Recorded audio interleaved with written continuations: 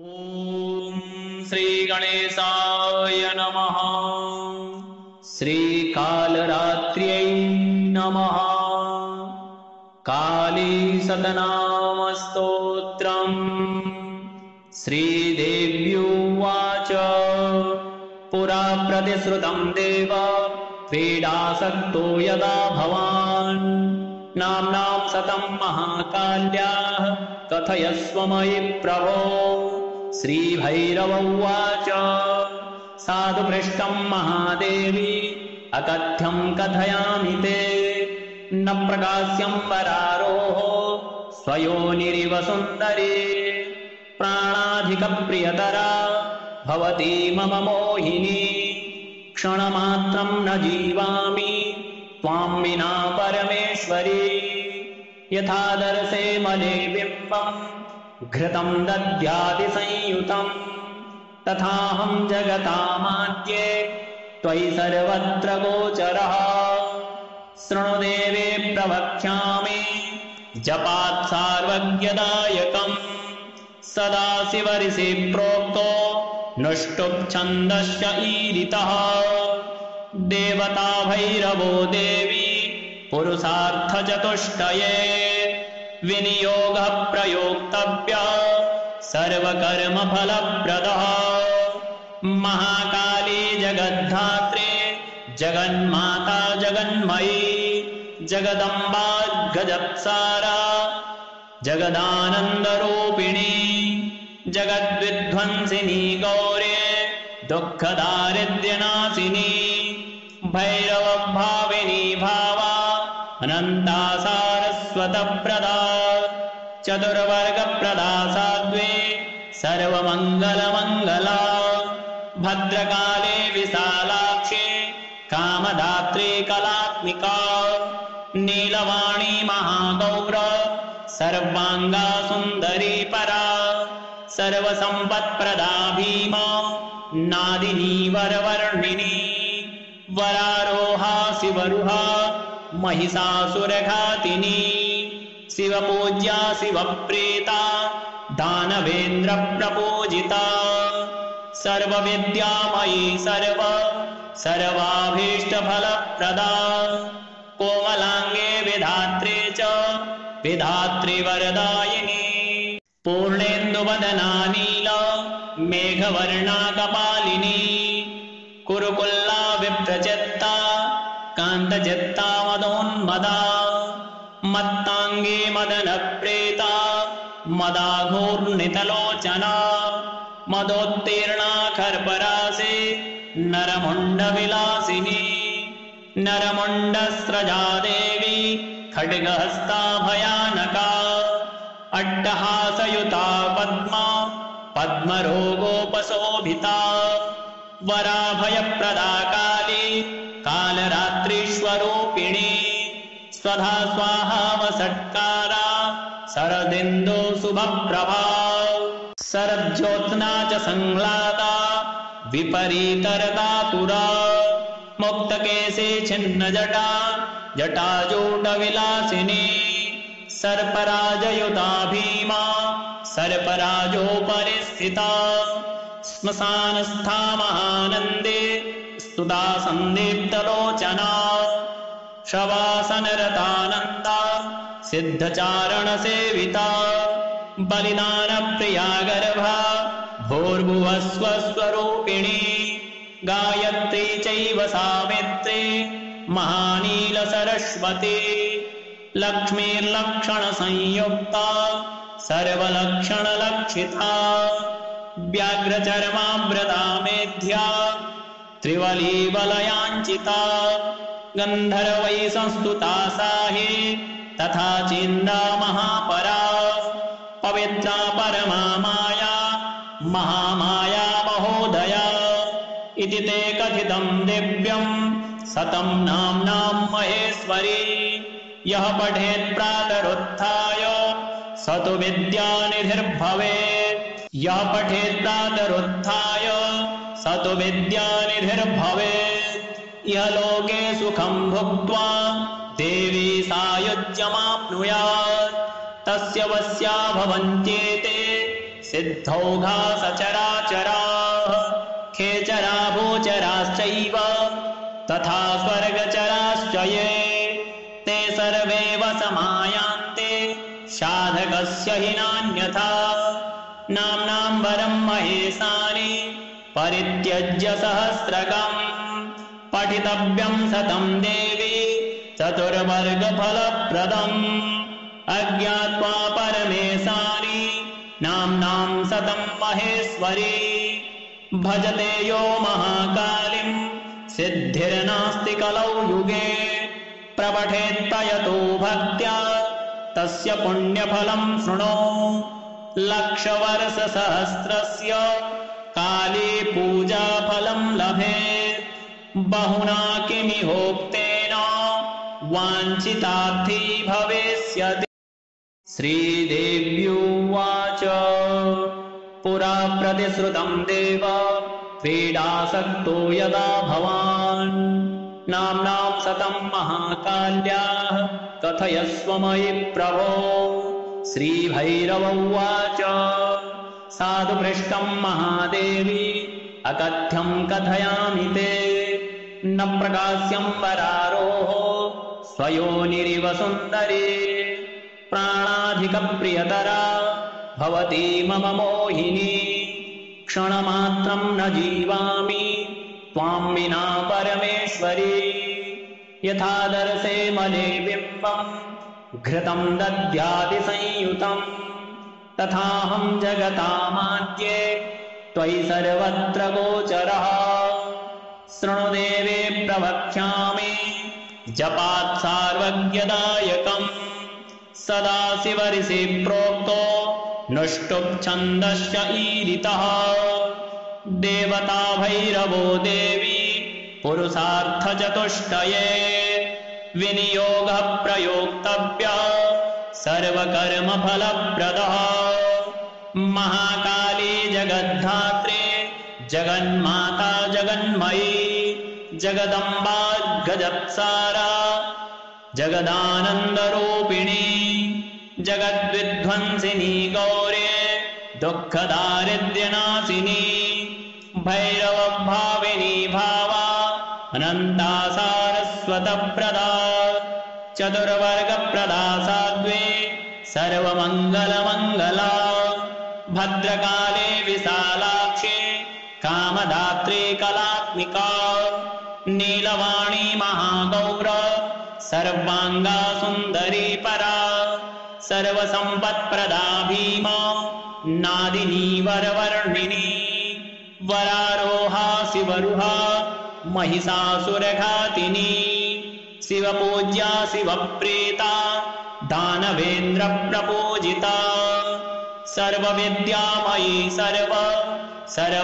सर्वाभीष्टफलप्रदा कोमलांगे विधात्री च विधात्री वरदायिनी पूर्णेन्दुवदना नीला मेघवर्णा कपालिनी कुरुकुल्ला विप्रचित्ता कान्तचित्ता मदोन्मदा मत्तांगी मदनप्रेता मदाघूर्णितलोचना मदोत्तीर्णा खर्परासे नरमुण्डविलासिनी नरमुण्डस्रजा देवी खड्गहस्ता भयानका अट्टहासयुता पद्मा पद्मरोगोपशोभिता वराभयप्रदा काली कालरात्रीश्वरूपिणी स्वधा स्वाहा वषट्कारा शरदिन्दो शुभप्रभा शरज्योत्स्ना च संह्लादा विपरीतरदातुरा मुक्तकेशे छिन्नजटा जटाजूटविलासिनी सर्पराजयुता भीमा सर्पराजोपरि स्थिता श्मशानस्था महानन्दे स्तुता सन्दीप्तलोचना शवासनरतानन्दा सिद्धचारणसेविता बलिदानप्रिया गर्भा भूर्भुवस्वस्वरूपिणी गायत्री चैव सावित्री महानीलसरस्वती लक्ष्मीर्लक्षणसंयुक्ता सर्वलक्षणलक्षिता व्याघ्रचर्माव्रता मेध्या त्रिवलीवलयाञ्चिता गन्धर्वैः संस्तुता साहि तथा चिन्दा महापरा पवित्रा परमा माया महामाया महोदया इति ते कथितं दिव्यं सतं नाम्नां महेश्वरी यः पठेत् प्रातरुत्थाय स तु विद्यानिधिर्भवेत् यः पठेत् प्रातरुत्थाय स तु विद्यानिधिर्भवेत् यः लोके सुखं भुक्त्वा देवी सायुज्यमाप्नुयात् तस्य वस्या भवन्त्येते सिद्धौघा सचराचराः खेचरा भूचराश्चैव तथा स्वर्गचराश्च ये ते सर्वे वसमायान्ते साधकस्य हि नान्यथा नाम्नां वरं महेशानि परित्यज्य सहस्रकम् पठितव्यं सतं देवी चतुर्वर्गफलप्रदम् अज्ञात्वा परमेशानि नाम्नां सतं महेश्वरी भजते यो महाकालिं सिद्धिर्नास्ति कलौ युगे प्रपठेत्तयतो भक्त्या तस्य पुण्यफलं शृणु लक्षवर्षसहस्रस्य काली पूजाफलं लभेत् बहुना किमिहोक्तेन वाञ्छितार्थी भवेत्। श्रीदेव्युवाच पुरा प्रतिश्रुतं देव क्रीडासक्तो यदा भवान् नाम्नां सतं महाकाल्याः कथयस्व मयि प्रभो। श्रीभैरव उवाच साधु पृष्टं महादेवी अकथ्यं कथयामि ते न प्रकाश्यं वरारोः स्वयोनिरिव सुन्दरी प्राणाधिकप्रियतरा भवती मम मोहिनी क्षणमात्रं न जीवामि त्वां विना परमेश्वरी यथादर्शे मले बिम्बं घृतं दद्याति संयुतं तथाहं जगतामाद्ये त्वयि सर्वत्र गोचरः शृणु देवे प्रवक्ष्यामि जपात् सार्वज्ञदायकम् सदा शिवऋषि प्रोक्तो नुष्टुप् छन्दश्च ईरितः देवता भैरवो देवी पुरुषार्थचतुष्टये विनियोगः प्रयोक्तव्यः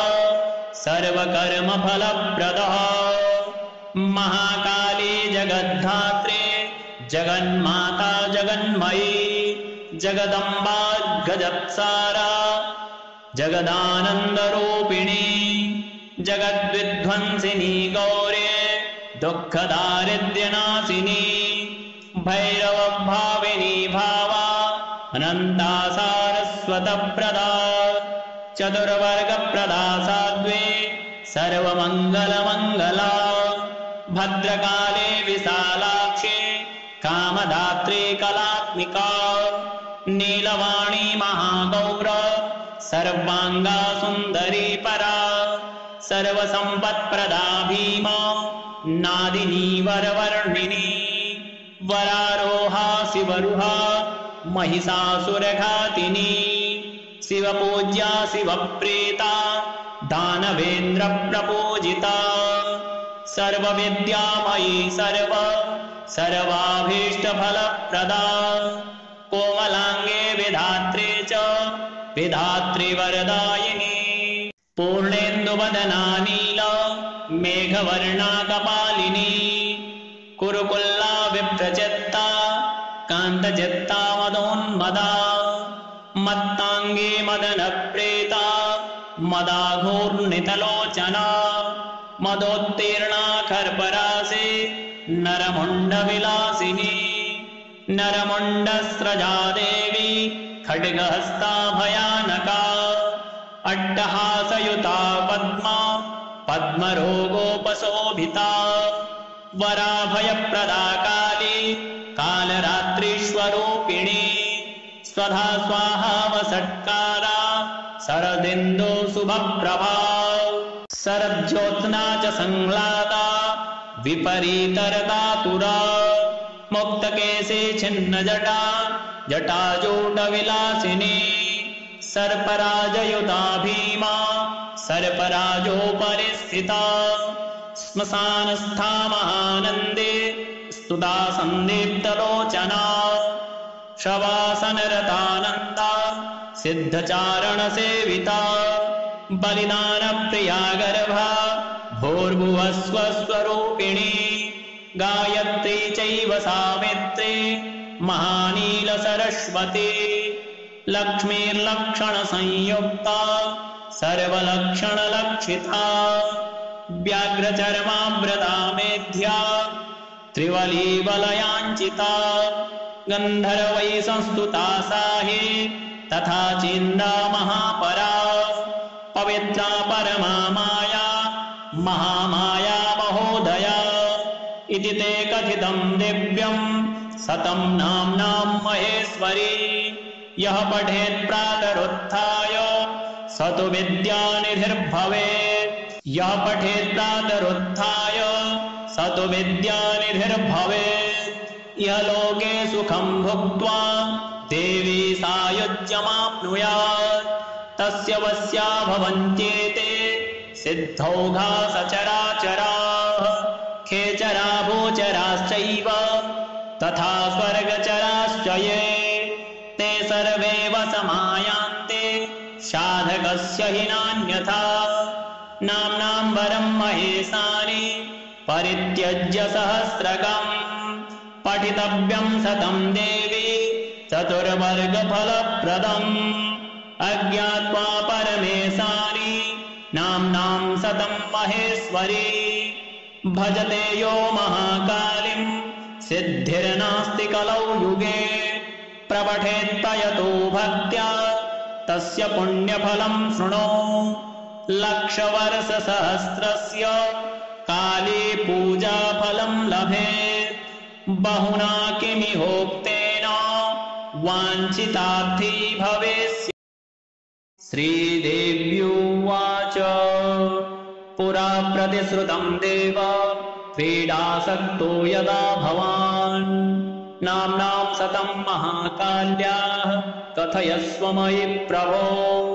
श्रीभैरव उवाच साधु पृष्टं महादेवी अकथ्यं कथयामि ते न प्रकाश्यं वरारोः स्वयोनिरिव सुन्दरी प्राणाधिकप्रियतरा भवती मम मोहिनी क्षणमात्रं न जीवामि त्वां विना परमेश्वरी यथादर्शे मले बिम्बं घृतं दद्याति संयुतं तथाहं जगतामाद्ये त्वयि सर्वत्र गोचरः शृणु देवे प्रवक्ष्यामि जपात् सार्वज्ञदायकम् सदा शिवऋषि प्रोक्तो नुष्टुप् छन्दश्च ईरितः देवता भैरवो देवी पुरुषार्थचतुष्टये विनियोगः प्रयोक्तव्यः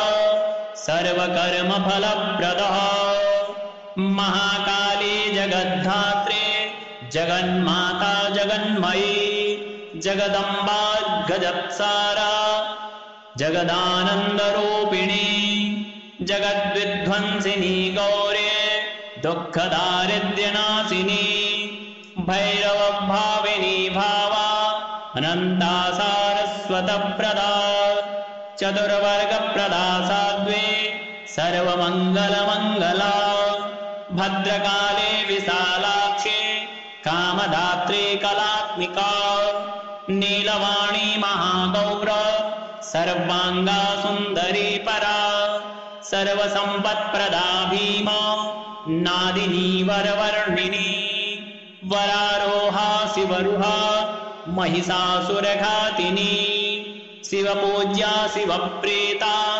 दानवेन्द्र प्रपूजिता सर्वविद्यामयी सर्वाभीष्टफलप्रदा कोमलांगे विधात्री च विधात्री वरदायिनी पूर्णेन्दुवदना नीला मेघवर्णा कपालिनी कुरुकुल्ला विप्रचित्ता कान्तचित्ता मदोन्मदा मत्ताङ्गे मदनप्रेता मदाघोर्नितलोचना मदोत्तीर्णा खर्परासे नरमुण्डविलासिनी नरमुण्डस्रजा देवी खड्गहस्ता भयानका अट्टहासयुता पद्मा पद्मरोगोपशोभिता वराभयप्रदा काली कालरात्रीश्वरूपिणी स्वधा स्वाहा वसत्कारा शरदिन्दो शुभप्रभा शरज्योत्स्ना च संह्लादा विपरीतरतातुरा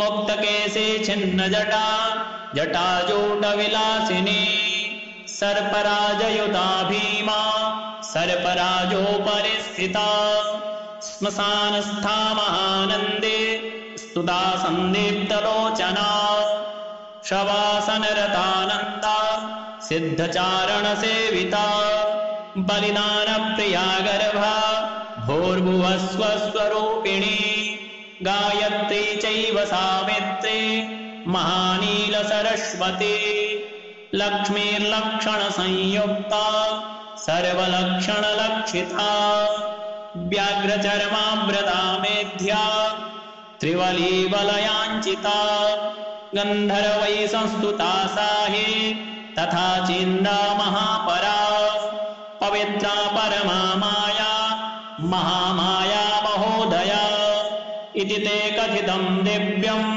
शतं नाम्नां महेश्वरी यः पठेत् प्रातरुत्थाय स तु विद्यानिधिर्भवेत् यः पठेत् प्रातरुत्थाय स तु विद्यानिधिर्भवेत् यः लोके सुखं भुक्त्वा देवी सायुज्यमाप्नुयात् तस्य वस्या भवन्त्येते सिद्धौघा सचराचराः खेचरा भूचराश्चैव तथा स्वर्गचराश्च ये ते सर्वे वसमायान्ते साधकस्य हि नान्यथा नाम्नां वरं महेशानि परित्यज्य सहस्रकम् पठितव्यं शतं देवी चतुर्वर्गफलप्रदम् अज्ञात्वा परमेशानि नाम्नां शतं महेश्वरी भजते यो महाकालीं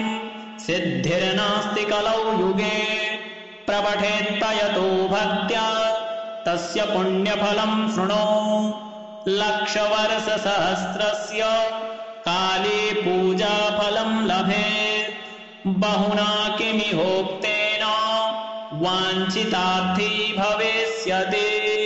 श्रीदेव्युवाच पुरा प्रतिश्रुतं देव क्रीडासक्तो यदा भवान् नाम्नां शतं महाकाल्याः कथयस्व मयि प्रभो। श्रीभैरव उवाच साधु पृष्टं महादेवी अकथ्यं कथयामि ते न प्रकाश्यं वरारोः स्वयोनिरिव सुन्दरी प्राणाधिकप्रियतरा भवती मम मोहिनी क्षणमात्रं न जीवामि त्वां विना परमेश्वरी यथादर्शे मले बिम्बं घृतं दद्याति संयुतं तथाहं जगतामाद्ये त्वयि सर्वत्र गोचरः शृणु देवे प्रवक्ष्यामि जपात् सार्वज्ञदायकम् सदा शिवऋषि प्रोक्तो नुष्टुप् ईरितः देवता भैरवो देवी पुरुषार्थचतुष्टये विनियोगः प्रयोक्तव्यः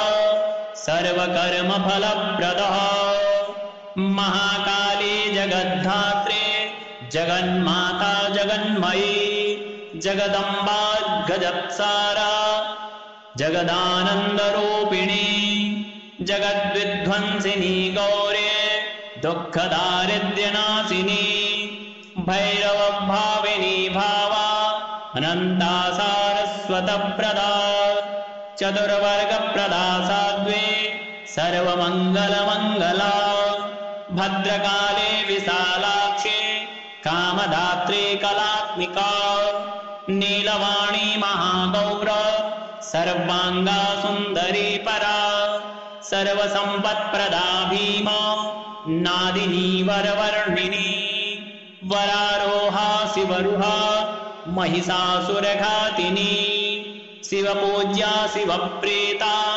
दानवेन्द्र प्रपूजिता सर्वविद्यामयी सर्वाभीष्टफलप्रदा कोमलांगे विधात्री च विधात्रीवरदायिनी पूर्णेन्दुवदना नील मेघवर्णा कपालिनी कुरुकुल्ला विप्रचित्ता कान्तचित्ता मदोन्मदा मत्तांगी मदनप्रीता मदाघूर्णितलोचना मदोत्तीर्णा खर्परासे नरमुण्डविलासिनी नरमुण्डस्रजा देवी खड्गहस्ता भयानका अट्टहासयुता पद्मा पद्मरोगोपशोभिता वराभयप्रदा काली कालरात्रीष्वरूपिणी स्वधा स्वाहा वसत्कारा शरदिन्दो शुभप्रभा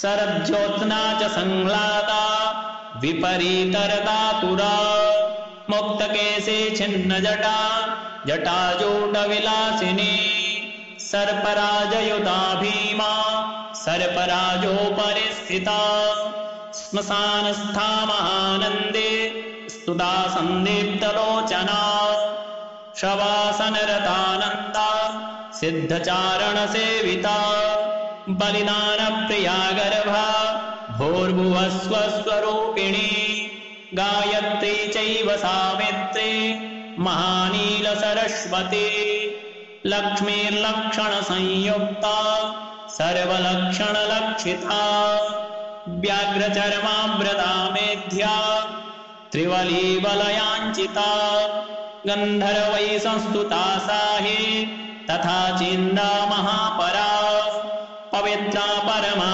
माया महामाया महोदया इति ते कथितं दिव्यं सतं नाम्नां महेश्वरी यः पठेत् प्रातरुत्थाय स तु विद्यानिधिर्भवेत् यः पठेत् प्रातरुत्थाय स तु विद्यानिधिर्भवेत् यः लोके सुखं भुक्त्वा देवी सायुज्यमाप्नुयात् तस्य वस्या भवन्त्येते सिद्धौघा सचराचराः खेचरा भूचराश्चैव तथा स्वर्गचराश्च ये ते सर्वे वसमायान्ते साधकस्य हि नान्यथा नाम्नां वरं महेशानि परित्यज्य सहस्रकम् पठितव्यं सतं देवी चतुर्वर्गफलप्रदम् अज्ञात्वा परमेशानि नाम्नां सतं महेश्वरी भजते यो महाकालिं सिद्धिर्नास्ति कलौ युगे प्रपठेत्तयतो भक्त्या तस्य पुण्यफलं शृणु लक्षवर्षसहस्रस्य काली पूजाफलं लभेत् बहुना किमिहोक्तेन वाञ्छितार्थी भविष्यति।